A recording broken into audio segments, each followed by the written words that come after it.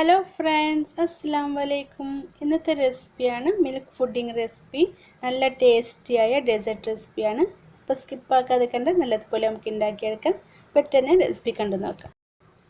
ആദ്യം നമുക്ക് 1 cup 250 ml കപ്പിൽ ഫുൾ ഫാറ്റ് മിൽക്ക് എടുക്കാം. 1 cup milk, 1/2 cup sugar, 1/2 cup പഞ്ചസാര എടുക്കുക. 125 ml കപ്പാണ്. എന്നിട്ട് ഒരു 60 ml കപ്പിൽ 1/4 കപ്പ് മൈദ, ഒരു 3 ടേബിൾ സ്പൂണൊക്കെ ആവും. അത് ചേർത്തിട്ട് നല്ലതുപോലെ ഒന്ന് വിസ്ക് കൊണ്ട് ആദ്യം നമുക്ക് മിക്സ് ആക്കി എടുക്കണം. അത് കട്ടല്ലാതെ നമുക്ക് ആദ്യം മിക്സ് ആക്കി എടുക്കാം. എന്നിട്ട് വേണം നമുക്ക് ഗ്യാസ് സ്റ്റവ് ഓൺ ആക്കി എടുക്കാൻ.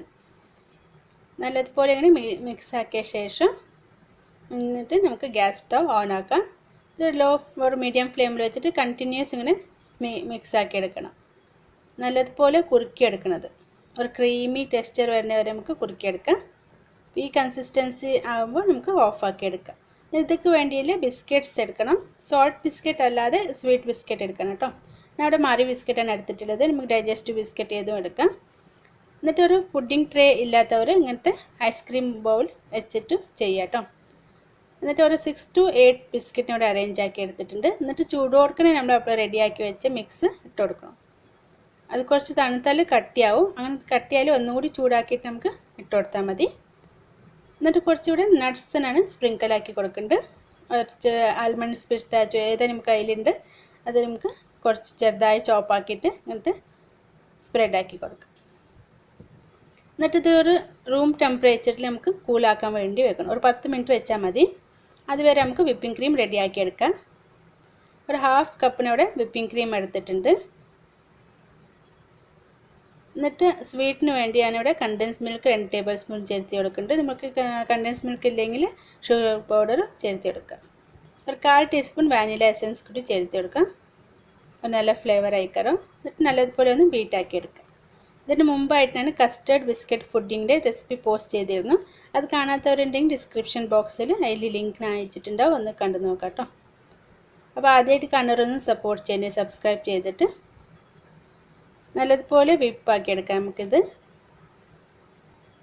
എന്നിട്ട് നമുക്ക് ടോപ്പിലിത് ലെയറാക്കി കൊടുക്കാം.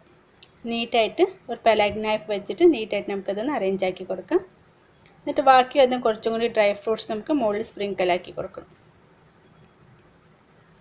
എന്നിട്ട് ഇതൊരു അറ്റ്ലീസ്റ്റ് 1 hour എങ്കിലും തണുക്കാൻ വേണ്ടി വെക്കണം ഫ്രിഡ്ജിൽ. ഫ്രീസറിലല്ല, ഫ്രിഡ്ജിൽ വെച്ചാൽ മതി. ഒരു 1.5 hours ഒക്കെ വെച്ചാൽ നല്ല ടേസ്റ്റ്. അറ്റ്ലീസ്റ്റ് 1 hour എങ്കിലും വെച്ചിട്ട് നമുക്ക് സെർവ് ആക്കാം. എത്രത്തോളം തണുക്കണം അത് ടേസ്റ്റ് ആയിക്കാം. നമുക്ക് 2 hours വെച്ചിട്ട് ശേഷം നമുക്ക് സെർവ് ആക്കി എടുക്കാതെ. എന്നിട്ട് ഒരു പലാഗ് നൈഫ് വെച്ചിട്ട് ഒരു കത്തി വെച്ചിട്ടൊക്കെ നമുക്കിങ്ങനെ നീറ്റായിട്ട് കട്ടാക്കി എടുക്കാം. അടിയിൽ ബിസ്ക്കറ്റ് ഇല്ലാത്തതും കുറച്ചൊരു ഹാർഡ് ആയിക്കറോ. 2 ലെയർ സോഫ്റ്റ് ആയിക്കറോ. 3 ലെയറായി നല്ല ടേസ്റ്റിയൊരു മിൽക്ക് പുഡിംഗ് റെസിപ്പിയാണിത്. തീർച്ചയായിട്ടും ഉണ്ടാക്കി നോക്കാം, ഇഷ്ടപ്പെടും. ഇഷ്ടപ്പെട്ട ലൈക്ക് ചെയ്യാൻ, ഷെയർ ചെയ്യാൻ മറക്കരുത്. കമൻറ്റ്സ് ചെയ്ത് അറിയിക്കാം. എൻ്റെ ചാനൽസ്ക്ക് ആദ്യമായിട്ടെങ്കിലും ഒന്ന് സപ്പോർട്ട് ചെയ്യണേ. ഇതിന് മുമ്പായിട്ട് ഞാൻ പറഞ്ഞില്ല കസ്റ്റേർഡ് പുഡിംഗ്, ഫ്രൂട്ട് കസ്റ്റേർഡ്, അങ്ങനത്തെ കുറേ റെസിപ്പി ഞാൻ പോസ്റ്റ് ചെയ്തിട്ടുണ്ട്. കാണാത്തവരും ഡിസ്ക്രിപ്ഷൻ ബോക്സിൽ ലിങ്ക് ഇട്ടുണ്ടാവും. കണ്ടു നോക്കട്ടോ. നല്ല സോഫ്റ്റായ ഒരു പുഡിംഗ് റെസിപ്പിയാണ്. അപ്പോൾ നമുക്ക് അടുത്ത വീഡിയോയിൽ വെച്ച് കാണാം. അതുവരെ എല്ലാവർക്കും ടേക്ക് കെയർ. ബൈ.